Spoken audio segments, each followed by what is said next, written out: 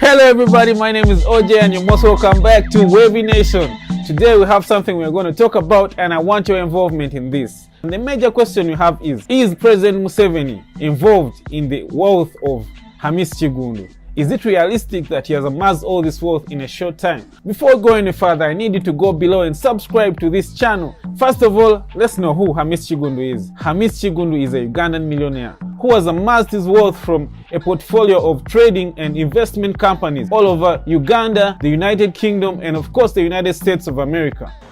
I have quite a number of properties. I have a logistics company in the United States trading as Express Logistics in Dallas. I also own property in the UK. I'm quite spread out, but I'm mainly focused and invested in Africa. And he has acquired this wealth in less than 40 years of existence. And that's why this raises a lot of eyebrows and there are question marks about this. The thing is, he's been able to acquire commercial estates, residential buildings, a stadium, and of course shopping malls in town, and of recent an agro-processing plant. So this is a very large portfolio that normally in Africa we get to find people of such wealth only in the ages of above 60. What is the worst thing you've ever heard about yourself? Like I told you, Africans are negative in general, Ugandans inclusive, but when you apply reason like I do, you come to realize that everything comes at a cost. Why do you expect to be richer than the majority of the people in your society and you expect them to clap and love you so much? No, it is a natural thing. Hate is part of the human cycle. So this is something that is strange, and that's why this question keeps arising. Is President Museveni involved in this man's wealth? However, are we really supposed to be suspicious of Hamis Kigundu's wealth? Let's look back to his history. Hamis Kigundu grew up in a household of business people. So this means that he was involved in the business practice from the time he was a young boy. He was able to get a few business hacks from the people that were close to him. Because of these years of experience in business, I must believe that Hamis Kigundu got a good start. It is also said that he got some capital from his family and therefore giving him a spring above others who would have started from zero. However, Hamis Kigundu is not the only person who has gotten a head start from his family. Many people have got such opportunities and have wasted them, which makes him also a genius in some way. If we want to develop and elevate Africa, I think we should attack the mind of the Africans. If we can get Africans to reason, I think we shall have solved all the problems of Africa. If Africa holds all the world, majority of the world resources, yet we are still donated to up to date. We take resources in raw materials, minerals, and they are brought back in form of peanuts in donations. What stops us from utilization of the available resources and their exploitation towards a finished product in line or in the direction of our prosperity? What is stopping us? The resources are here now. What is stopping us? You are not reasoning enough?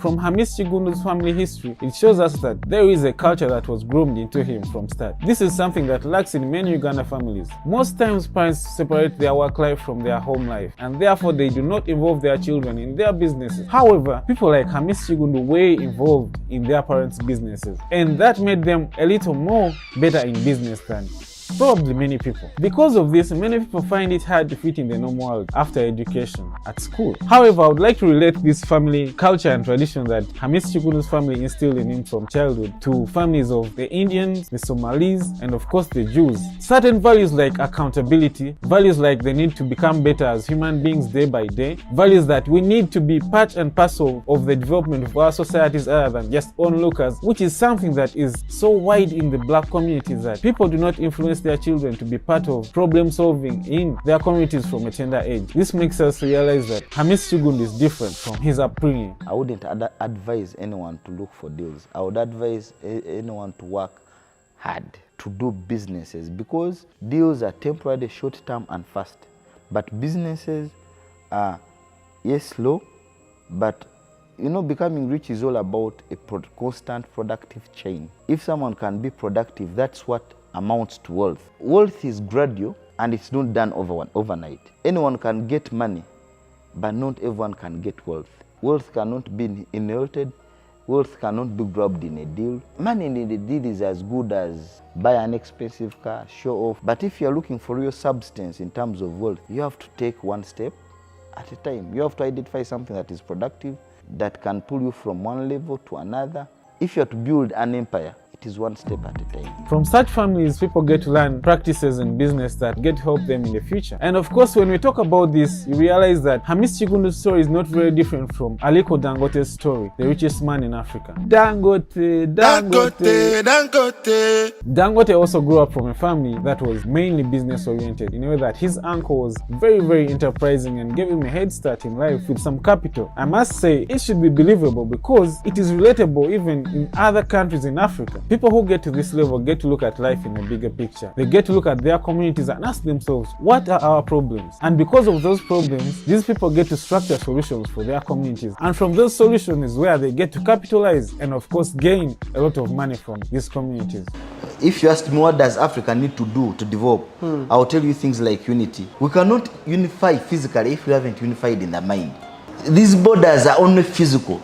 The real borders of Africa are in our minds.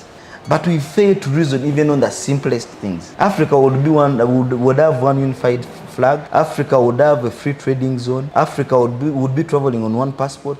Why do I need to cross from here to South Africa through a visa? The limiting factor of our ability to grow, despite the resources we hold as a continent, is reason. I'm very certain that it's possible to amass wealth in a country like Uganda, given that we still have a lot of challenges, and whoever comes around to solve these challenges has a higher chance of being wealthy. Above all, I must believe right now in Uganda there is a conducive environment for people to be able to amass wealth. I must believe that it's very possible. However, who knows? Can we really rule out the question? Is President Museveni involved in the wealth of Hamis Kigundu?